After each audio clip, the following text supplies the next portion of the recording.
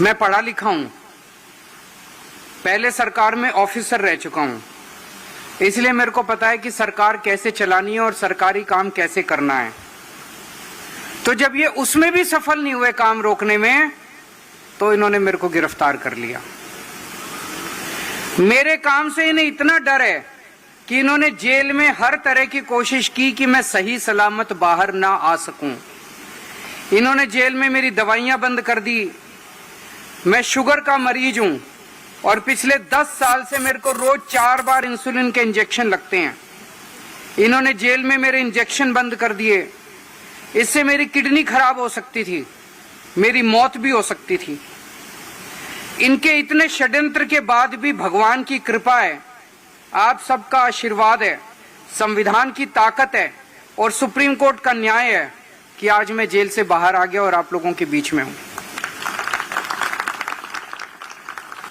जब मैं जेल में था तो मेरे पीछे से इन्होंने दिल्ली के कई काम रोक दिए।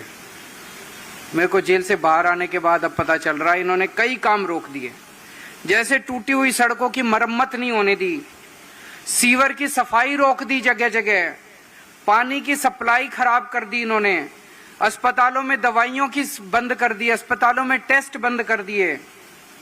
लेकिन जेल से निकलते ही मैंने धड़ाधड़ सारे काम करवाने शुरू कर दिए।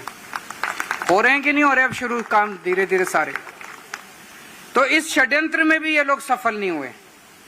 जैसे जेल से छूटते ही मैंने दिल्ली की टूटी सड़कों का युद्ध स्तर पे रिपेयर शुरू करा दिया और बाकी सारे भी जितने रुके हुए काम है वो भी शुरू हो रहे हैं। दवाइयां भी अब शुरू हो जाएंगी, टेस्ट भी शुरू हो जाएंगे, सारे काम अब धीरे धीरे शुरू हो रहे हैं।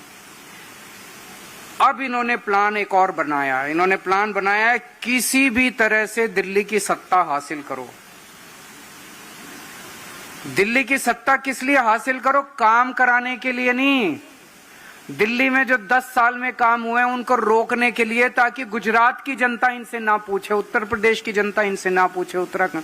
तो इन्होंने प्लान बनाया किसी भी तरह से दिल्ली की सत्ता हासिल करके दिल्ली के काम बंद करो।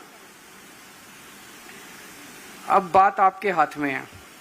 अगर आपने इनको आने वाले दिनों में दिल्ली में चुनाव वोट दे के जिता दिए तो ये दिल्ली के सारे काम रोक देंगे।